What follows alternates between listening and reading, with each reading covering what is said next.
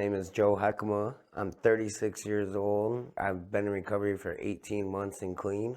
So when I was younger, I had a pretty good childhood, but when I was 5 or 6 years old, I was molested by a family member. That happening caused me to be a very angry and violent child. I ended up in a lot of fights, being kicked out of school and getting in trouble all the time.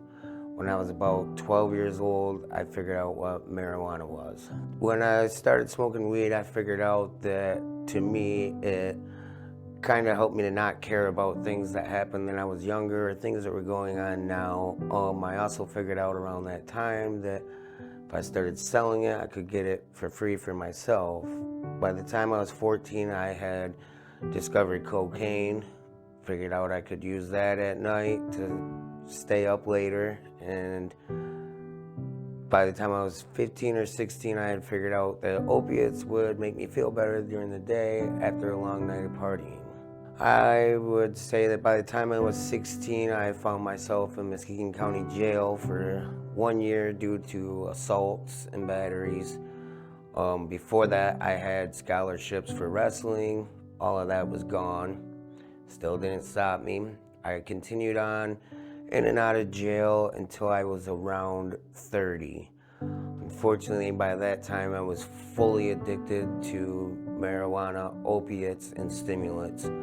I had to have something in my system every single day, or I could not do anything, function, or anything. So by the time I was about 35, CPS entered my life and decided that they were gonna pull my kids out of the house because I couldn't get clean. You know, at the time, while I was in addiction, I thought that selling drugs and fighting and attending bars was life. I thought that's what it was. I thought it was fun. It cost me my children, many homes, many friends and relationships that I wish it didn't. Pretty much cost me everything that I ever loved. I ended up getting sober, and I was sober for about 3 months. Kids were back in my life. Things were going good.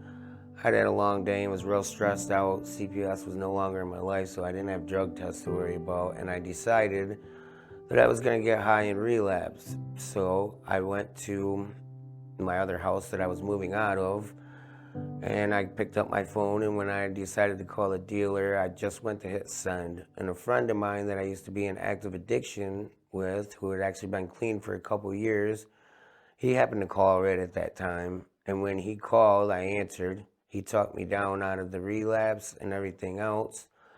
And I hung up the phone, and for the first time ever, that's when I prayed to God and told him to show me a better life. If he did that, I'd live it the way he wanted.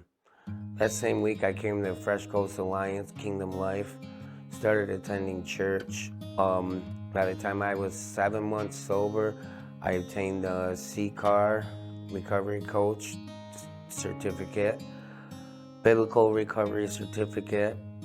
I'm now 18 months clean, about to start as a recovery coach. I have a new house, 4 bedrooms on 40 acres, a new car, get along with all of my family members, even my in-laws. That's a fun fact, 2% of couples that begin recovery together, only 2% complete it together. My wife and I started this journey of sobriety together, and we are both at 18 months now, and we've done it together. We've kind of boosted each other up along the way and kept each other in line, and it worked out great. I plan on continuing my studies in recovery as I'm in long-term recovery, so I continue them, and I plan on going to college to become a case manager someday, which allows me to continue to help people in their addiction or get them out of addiction, which continues to help me to stay out of mine.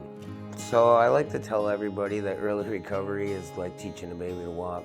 You have to completely rebuild yourself. You have to learn who you are when you're not high, who you can and can't be around when you're not high, what you can and cannot do when you're not high, and there's a lot of things that you'll realize early on that you have to stay away from. You have to set your boundaries early, and you have to stick to them. You might lose some friends, but it's worth it in the end. in my opinion. Being able to mend relationships that I thought would never be again, being able to love fully and have a clear head. Walk around with my head held high because I know what I'm doing is the right thing, and I'm very proud of myself for that. Like I said before, that me talking to people is a good way to help myself as well as them. It definitely helps out to see that other people go through the same things you do. I myself have been through a lot of things, so I can relate to a lot of people on a lot of stuff. And I think that helps me as a recovery coach as well. I like to tell people don't give up, and everybody says just keep coming back. And you know, in the beginning of recovery, I thought that was a bunch of bull honky, but it's true. If you keep coming back, I like to say around 3 to 6 months, you will notice all of the changes, all of the accomplishments that are starting to come, and you will start to see other people look at you differently as well. Like, a lot of people don't understand about addiction. It's a disease that's never cured fully. For the rest of my life, I'll think about drugs every day. But what being in recovery does for you is it shows you what you can have without drugs. And if you keep that thought in your mind, I think that helps to keep yourself away from the drugs.